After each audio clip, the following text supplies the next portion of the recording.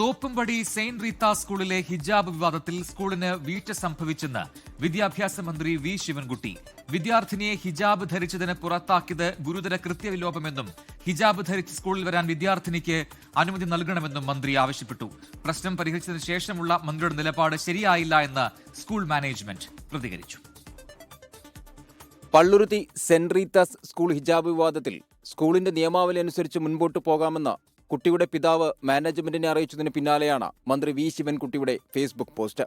വിഷയത്തിൽ സ്കൂളിന് വീഴ്ച പറ്റിയെന്നും വിദ്യാർത്ഥിനിയെ ഹിജാബ് ധരിച്ചതിന് പുറത്താക്കിയത് ഗുരുതര കൃത്യവിലോപമെന്നും ഇതുമായി ബന്ധപ്പെട്ട റിപ്പോർട്ട് 15 രാവിലെ 11 മണിക്ക് മുൻപ് നൽകണമെന്നുമായിരുന്നു മന്ത്രിയുടെ ഫേസ്ബുക്ക് പോസ്റ്റ്.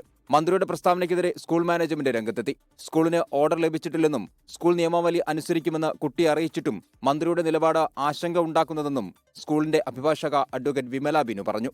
സ്കൂൾ മാനേജ്മെന്റുമായിട്ട് ബന്ധപ്പെട്ട വിഷയത്തിൽ ഈ കുട്ടിയുടെ പിതാവ് തന്നെ സ്കൂൾ മാനേജ്മെന്റ് നിഷ്കർഷിക്കുന്ന സ്കൂൾ യൂണിഫോം പാലിച്ചുകൊണ്ട് സ്കൂളിൽ ഹാജരാവാൻ കുട്ടി നാളെ മുതൽ ഹാജരാവാൻ തയ്യാറാണെന്നും അറിയിച്ചതിന് ശേഷം എന്തുകൊണ്ടാണ് വിദ്യാഭ്യാസ മന്ത്രിയുടെ ഭാഗത്തു നിന്ന് ഇത്തരത്തിലൊരു നിലപാട് എടുത്തിരിക്കുന്നതെന്നുള്ളത് അത്യന്തം ആശങ്ക ഉണർത്തുന്ന കാര്യം തന്നെയാണ്. ഇന്ന് ഹൈബിയുടെ എംപിയുടെയും DCC പ്രസിഡന്റ് മുഹമ്മദ് ഷിയാസിന്റെയും മധ്യസ്ഥതയിൽ രക്ഷിതാവും സ്കൂൾ മാനേജ്മെന്റ് പ്രതിനിധികളും ചർച്ച നടത്തിയിരുന്നു. വർഗീയവാദികൾക്ക് ഇടമുണ്ടാക്കി കൊടുക്കില്ലെന്നും മകൾ നാളെ സ്കൂളിലെത്തുമെന്നുമായിരുന്നു പിതാവിന്റെ പ്രതികരണം.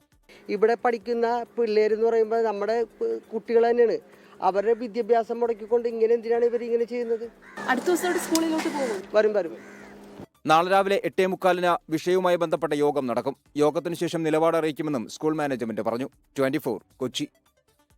ലോകത്തെവിടെയായാലും ഏത് സമയത്തും 24 വാർത്തകളും ഓഗ്മെന്റഡ് റിയാലിറ്റി പാക്കേജുകളും എക്സ്പ്ലെയിനറുകളും വിശദമായി കാണാൻ ഞങ്ങളുടെ യൂട്യൂബ് ചാനൽ നിങ്ങൾക്ക് സബ്സ്ക്രൈബ് ചെയ്യാം.